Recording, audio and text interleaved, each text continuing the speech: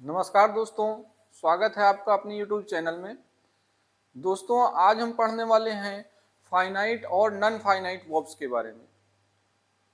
तो फाइनाइट और non finite verbs जो होती हैं वो क्या होती हैं, इसके पहले आपने पढ़ा होगा बेसिक में कि वर्ब जो होती हैं वो दो तरह की होती हैं, हेल्पिंग वर्ब और मेन वर्ब। और हेल्पिंग वर्ब भी दो तरह की थी, लेकिन अब ये फाइनाइट और नॉन फाइनाइट वर्ब्स, ये नया नाम आप सुन रहे होंगे, ये क्या होती हैं। तो अगर आपको नहीं पता है तो आज आपको सब मालूम होने वाला है।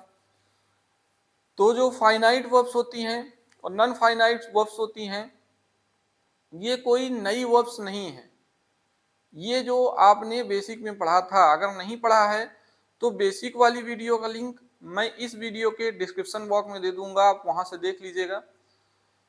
तो जो बेसिक में आपने पढ़ा था, जो हेल्पिंग वर्ब मेन वर्ब आपने पढ़ी थी, उन्हीं को जब सेंटेंस में हम यूज करते हैं तो सेंटेंस में वो जो वर्ब होती हैं उनको सब्जेक्ट के अनुसार यूज करने या न यूज करने के आधार पर फाइनाइट या नॉन फाइनाइट वर्ब का नाम दिया जाता है। अब ये बात आपको और अच्छे से तब समझ में आएगी जब आप इसको एग्जाम्पल के जरिए सेंटेंस में देखेंगे। तो आइए देखते हैं फाइनाइट और नॉन फाइनाइट वर्ब्स के बारे में। तो पहले तो इसका आप एक कॉन्सेप्ट जान लीजिए कि फाइनाइट वर्ब्स ऐसी वर्ब्स होती हैं जो सब्जेक्ट के नंबर, पर्सन और टेंस के अनुसार सेंटेंस में आती हैं। फाइनाइट वर्ब कैसी वर्ब्स होती हैं, इसको आप नोट कर सकते हैं। फाइनाइट वर्ब्स ऐसी वर्ब्स होती हैं जो सब्जेक्ट के नंबर, पर्सन और टेंस के अकॉर्डिंग सेंटेंस में आती हैं। उदाहरण एग्जाम्पल देख सकते हैं।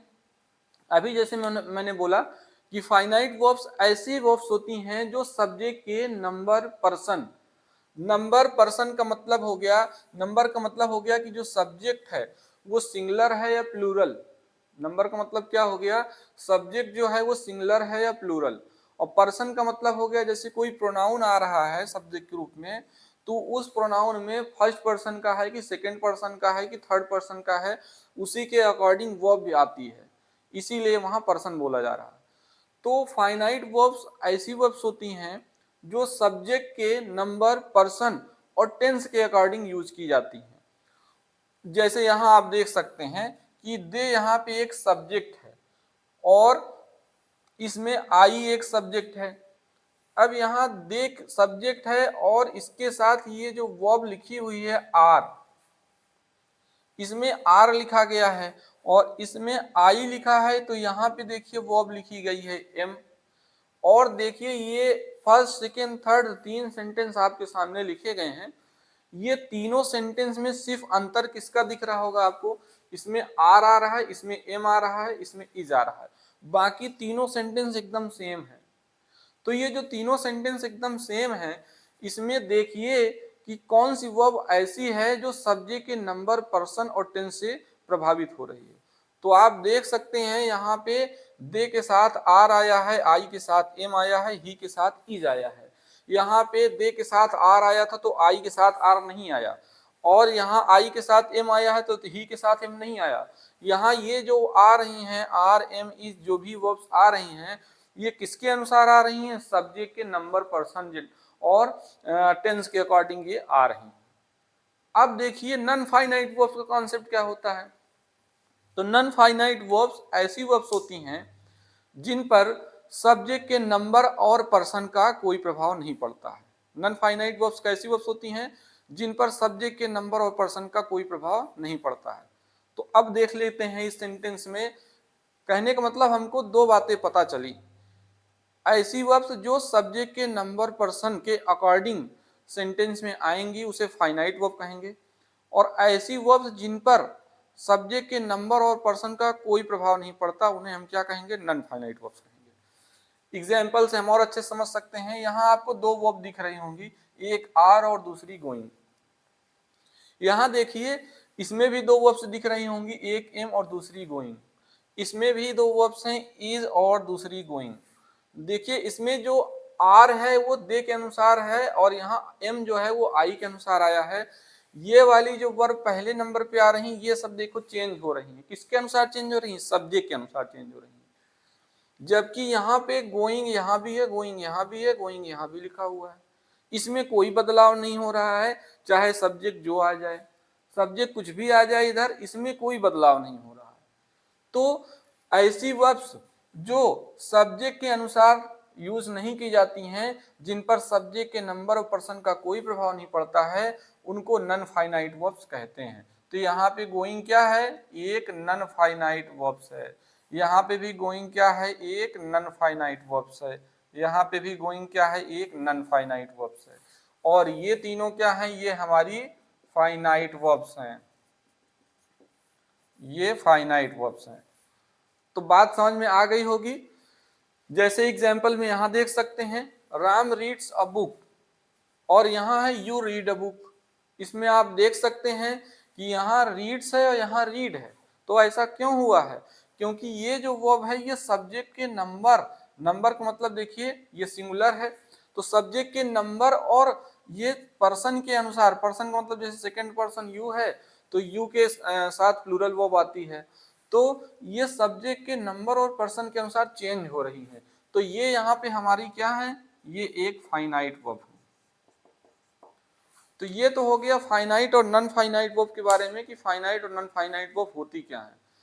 अब बारी है कि ये जो फाइनाइट वर्ब होती हैं, इसमें तो हमको बस इतना ही जानना है कि कोई सेंटेंस अगर दिया है और ये पूछा जाए कि बताओ इस सेंटेंस में फाइनाइट वर्ब कौन सी है, तो आप ये देखेंगे कि इसमें कौन सी वर्ब है कि जो सब्जेक्ट के अनुसार आ रही है, और जो सब्जेक्ट के अनुसार आएगी उसे फाइनाइट वर्ब बोलेंगे, और जो वर्ब सब्जेक्ट के अनुसार नहीं आ रही है उसे हम नन फाइनाइट वर्ब बोलेंगे। तो देखिए जो नन फाइनाइट वर्ब्स होती हैं ये तीन तरह की होती हैं। कौन कौन सी, इन्फिनिटिव, इन्फिनिटिव कहते हैं हम टू प्लस मेन वर्ब की फर्स्ट फॉर्म को। इन्फिनिटिव किसे कहते हैं, टू प्लस मेन वर्ब की फर्स्ट फॉर्म को। जैसे किसी सेंटेंस में आपको मेन वर्ब की फर्स्ट फॉर्म पहले टू दिखे तो उसको हम इन्फिनिटिव कहेंगे। देखिए इस सेंटेंस में I don't know how to swim, यहाँ पे जो टू स्विम आया हुआ है, स्विम मेन वर्ब है और इसके पहले टू लगा हुआ है, तो ये टू स्विम क्या है, एक इन्फिनिटिव है। और फिर दूसरे नंबर पे नन फाइनाइट वर्ब्स में दूसरे नंबर पे आती है जीरंड। जीरंड कहते हैं हम जब मेन वर्ब में आईएनजी लगा हो तो उसे हम जीरंड कहते हैं। जैसे यहाँ पे देखिए स्विमिंग, स्विम मेन वर्ब है और उसमें आईएनजी लगा दिया तो स्विमिंग हो गया, तो स्विमिंग क्या है, एक जीरंड है। और इसके बाद तीसरे नंबर पे आता है पार्टिसिपल। जो देखिए पार्टिसिपल होता है ना, ये भी तीन तरह का होता है, कंफ्यूज मत होइएगा। एक बार मैं फिर से रिपीट कर दे रहा हूं कि जो फाइनाइट वर्ब्स होती है वो कौन सी वर्ब्स होती हैं, जो सब्जेक्ट के नंबर और पर्सन के और टेंस के अनुसार प्रयोग में आती हैं, वो फाइनाइट वर्ब्स होती हैं। और जो नन फाइनाइट वर्ब्स होती हैं वो कैसी वर्ब्स होती हैं, जिन पर सब्जेक्ट के नंबर और पर्सन का कोई प्रभाव नहीं पड़ता है। अब जो नन फाइनाइट वर्ब्स होती हैं वो तीन तरह की होती है। कौन कौन सी, इन्फिनिटिव, जीरंड, पार्टिसिपल। यहाँ लिखा हुआ है इन्फिनिटिव, जीरंड, पार्टिसिपल। इन्फिनिटिव कहते हैं टू प्लस मेन वर्ब की फर्स्ट फॉर्म को, एग्जाम्पल में आप देख सकते हैं। जीरंड कहते हैं मेन वर्ब की फर्स्ट फॉर्म प्लस आईएनजी को, यहाँ एग्जाम्पल लिखा हुआ है। उसके बाद पार्टिसिपल जो है ये भी तीन तरह का होता है। कौन कौन सा, एक होता है प्रेजेंट पार्टिसिपल। प्रेजेंट पार्टिसिपल किसे कहते हैं, जब मेन वर्ब की फर्स्ट फॉर्म में आईएनजी लगा हो तो उसे हम प्रेजेंट पार्टिसिपल कहते हैं। एग्जाम्पल के रूप में हम प्रेजेंट पार्टिसिपल के एग्जाम्पल देख सकते हैं, जैसे राम इज सिंगिंग। यहाँ पे सिंगिंग क्या है, एक प्रेजेंट पार्टिसिपल है। और उसके बाद फिर पार्टिसिपल तीन तरह का होता है, पहला प्रेजेंट पार्टिसिपल, दूसरा पास्ट पार्टिसिपल। पास्ट पार्टिसिपल क्या होता है, जब मेन वर्ब की थर्ड फॉर्म होती है उसे पास्ट पार्टिसिपल कहते हैं। पास्ट पार्टिसिपल के एक एग्जांपल देख लीजिए, जैसे Ram had done this work. यहाँ पे क्या है कि यहाँ मेन वर्ब की थर्ड फॉर्म आ रही है तो इसे हम क्या कहेंगे, पास्ट पार्टिसिपल। और परफेक्ट पार्टिसिपल क्या कहते हैं किसे, तो हैविंग प्लस मेन वर्ब की थर्ड फॉर्म को हम परफेक्ट पार्टिसिपल कहते हैं। इस तरह से पार्टिसिपल तीन तरह के होते हैं, present participle, past participle, perfect participle. अब इस नन फाइनाइट वर्ब को और डिटेल में पढ़ने के लिए मैं इस पे एक अलग से वीडियो बनाऊंगा।